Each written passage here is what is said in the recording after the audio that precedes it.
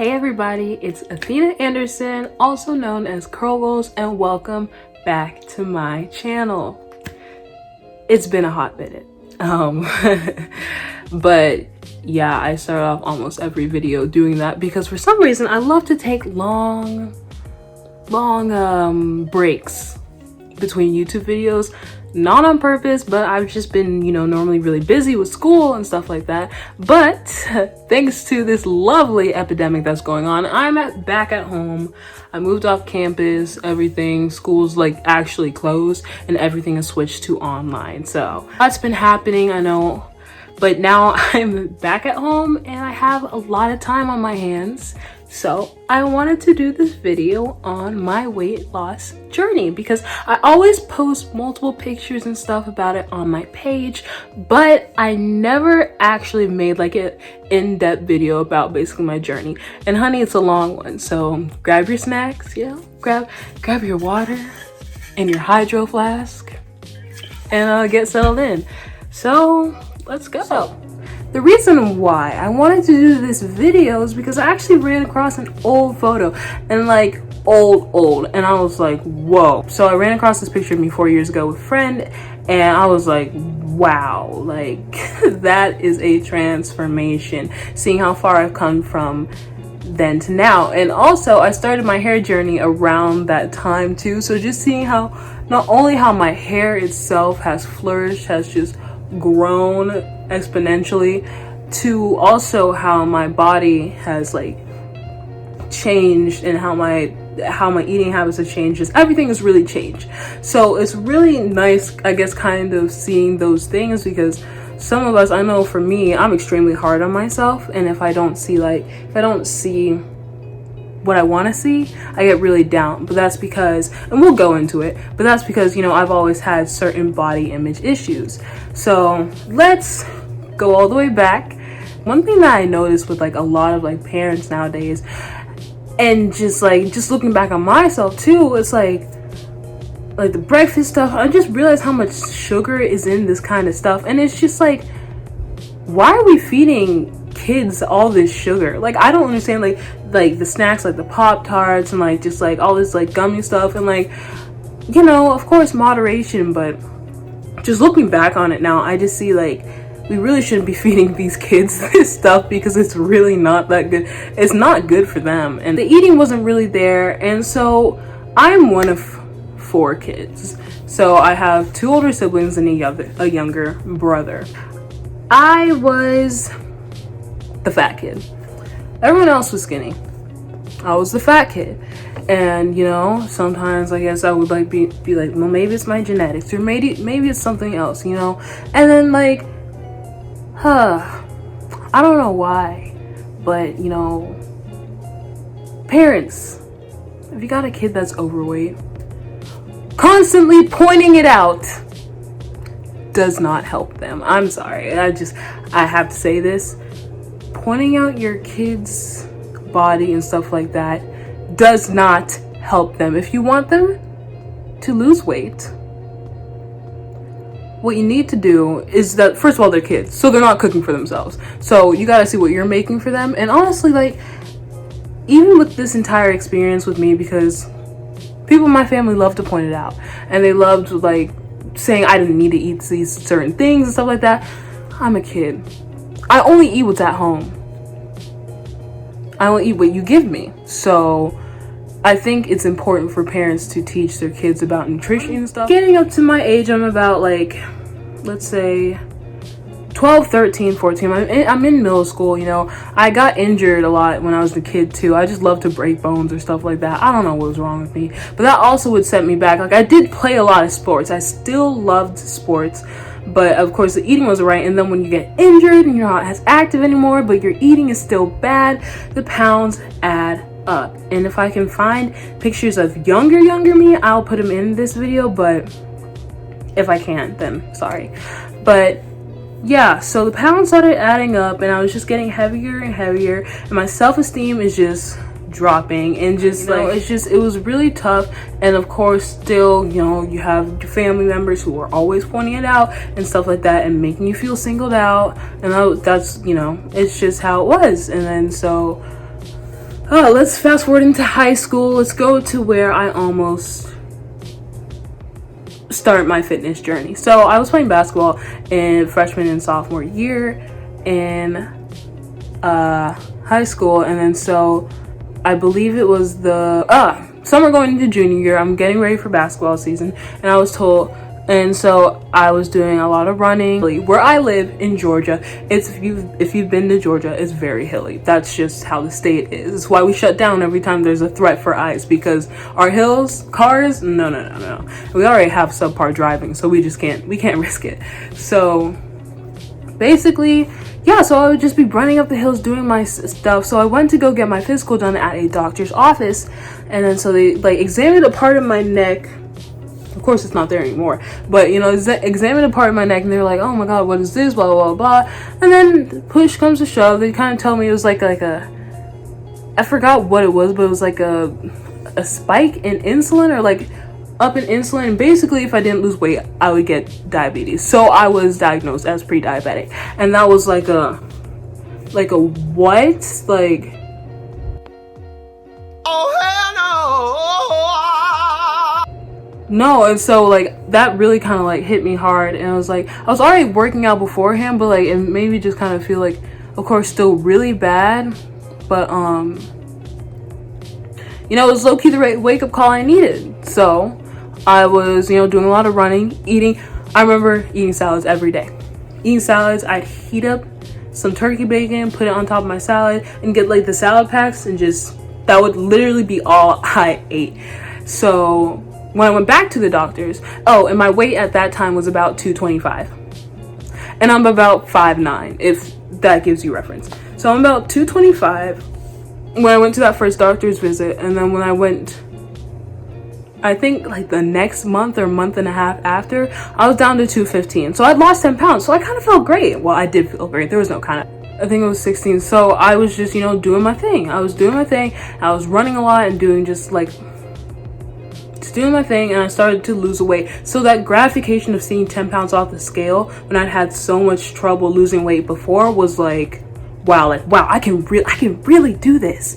So I continued this going into school. I ended up not playing basketball that year, but I still decided to work out. Then we had a fitness challenge at my church, and we had like a trainer who was there. She went to our church, and we would do like certain she'd hold fitness classes. So we'd do cardio classes and weight classes. So I kept doing that. And then once the challenge was over, I was like, man, like, I wish we could do more of it, because like we thought it was gonna end by that time. And eventually she opened up more fitness classes, and it became a regular thing. And then so by the time that summer going into my senior year happened, I'd lost a decent amount of weight, but then I felt like I hit a plateau. And I felt like, I was like, well, what do I do now? I'm lost. I need help. I needed help. And so she offered to train me. And because of that, I know everything I know about fitness because of her. She is literally my second mom. She's the one who was able to really instill that self-confidence with me, and always pushing me to the next level. And now I have habits that I will probably never break. Now I live in the gym. So it's just nice to have someone who, you know, constantly just build you up, you know? And so she really helped me like with the weights and the cardio and the training and everything. And so I kept getting down. By my senior spring break, we went to Panama City. I was down, I think it was like 185. I hadn't seen the 100s in a long time. And so when I'm like down, when I got to 199, when I got to 195, when I got to 190, when I got to 185, it's like I'm back in the hundreds. Like, oh my God, like I never want to let this feeling go. I'm never gonna get that big again, like ever. And I still have that mindset. After I graduated, I found something on the internet. You know, I was just internet surfing, and I found this thing called intermittent fasting. I was like, what is this? And I saw all these people who I watched on YouTube doing it too. I was like, maybe I should try it.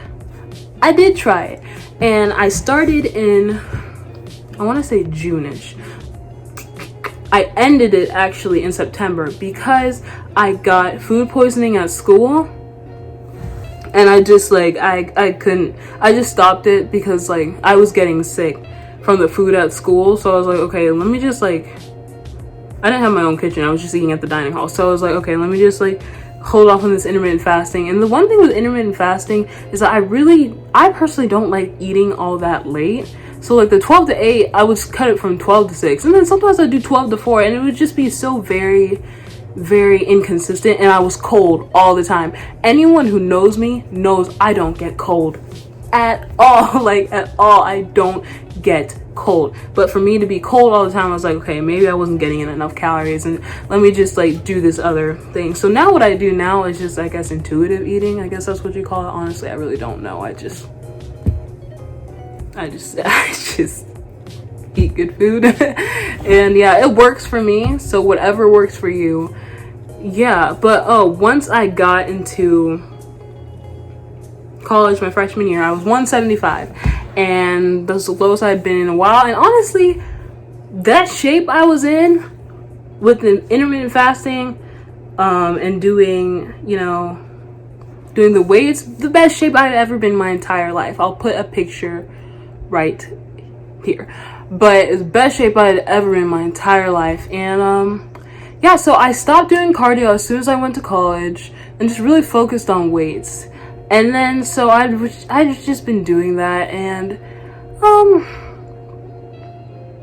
yeah, and then by the end of my freshman year, I basically stayed the same size, but I'd gotten heavier, if that makes sense. Like most of my measurements stayed the same, but then it said I got heavier on the scale, which I was like, oh, okay. So like the scale was really fluctuating. It was like I was 175, and then I was like 183, and then it'd go back down to 178, and then it'd go down up to like 185. It was just doing weird stuff. So I don't know if my scale is even accurate or not. But another thing I feel like I was definitely way too dependent on the number on the scale.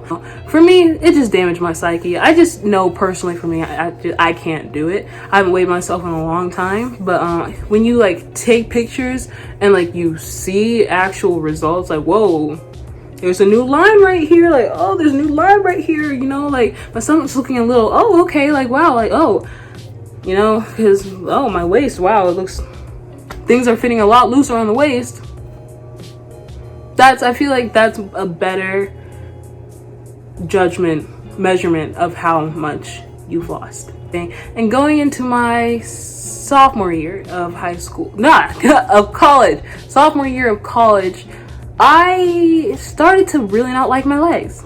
I thought they were just too big. And naturally, if you saw from the pictures, I hold majority of my weight in my legs. My upper body is a bit like smaller than my legs. Like if I had to give you measurements now, I'd probably be 36, 29, and then 40 in the hips area. So my legs are just bigger. I just have that shape. So I thought my legs were too big. So I was like, okay, buy weights. I said buy 2 weights. Went on Google, YouTube, how do you lose muscle in your legs? So I've read up that you need to stop weight training and pick up the cardio, and that's what I did from August 2019 to February 2020 basically. But I cut off weights, and actually for a decent amount of time I cut off upper body too, even though I wasn't really worried about upper body. But I started back upper body well before I started back lower body. I want to say I started back upper body like maybe December or January. But I took a decent amount of time off of weights altogether. So I would be running on the treadmill. I run for 35 minutes at a time. At the beginning, I'd have to run and walk because my endurance was not there at all. My lung capacity, like my lung air capacity, wasn't there at all. I hadn't been running for a while because I was like, oh well, weights. That was my whole freshman year. So I'd run on the treadmill at I'd start at 6 miles per hour, and then eventually I started increasing it after a few weeks, and I got up to 6.5. Now this is like over the course of like a long time. But then I started, I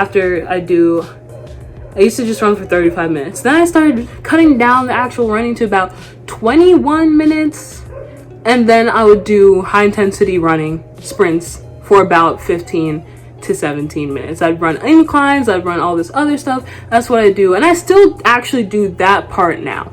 It depends on the day. But so I did that, and then I picked up upper body again. And then eventually a few weeks ago I did just pick up lower body because I want my legs to still be like defined but not big.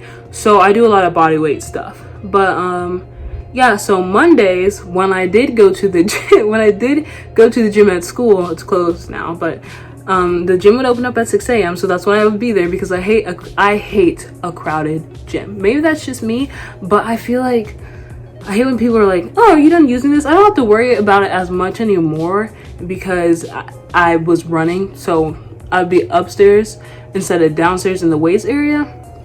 But I would hate when people are like, oh, are you done using this? Like, oh, can I use this? Oh, can I use this? Like, when they see you're doing stuff. And like, I had a guy literally ask me like, hey, how many sets do you have left? I was like, 1. And I was doing it, and he was standing right there just watching, waiting for me to be done. And I was like, like go somewhere else, not here. Okay, like I am trying to get a workout in, and you're distracting me. Okay, I'm trying to just work out.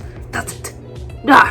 But anyway, usually in the morning, of course, only a select group of people are willing to wake up at 5:30 to go to the gym at 6. I'm luckily a morning person, so I don't mind.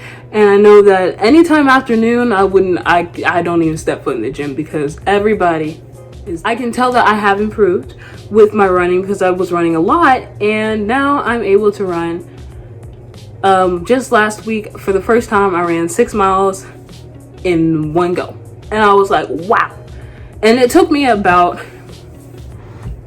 kind of like an hour-ish. It was like 6.15 miles, but it took me about an hour-ish.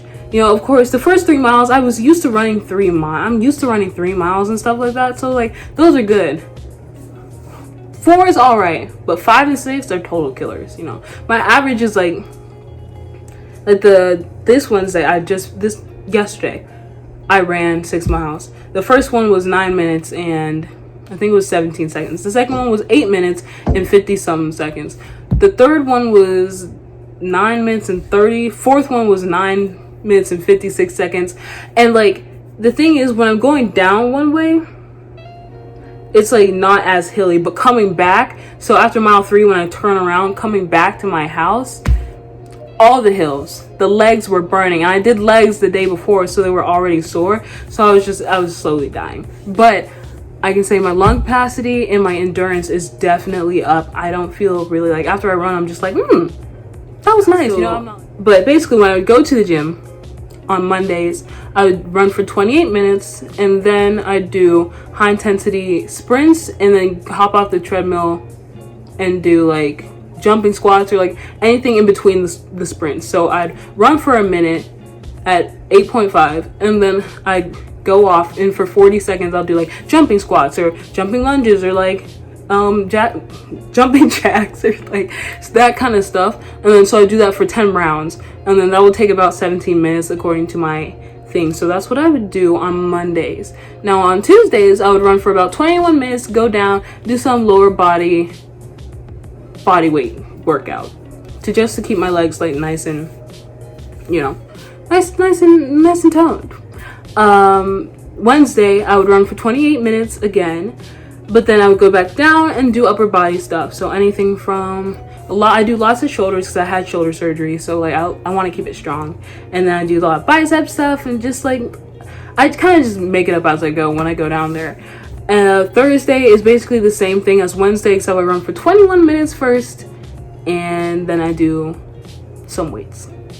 And then Friday is just whatever you want day. So I could do cardio, which I normally do cardio, and then, or I could do weights with it. It really just depends. But, you know, yeah, that's basically it for my workout. For my workouts, how far I've come.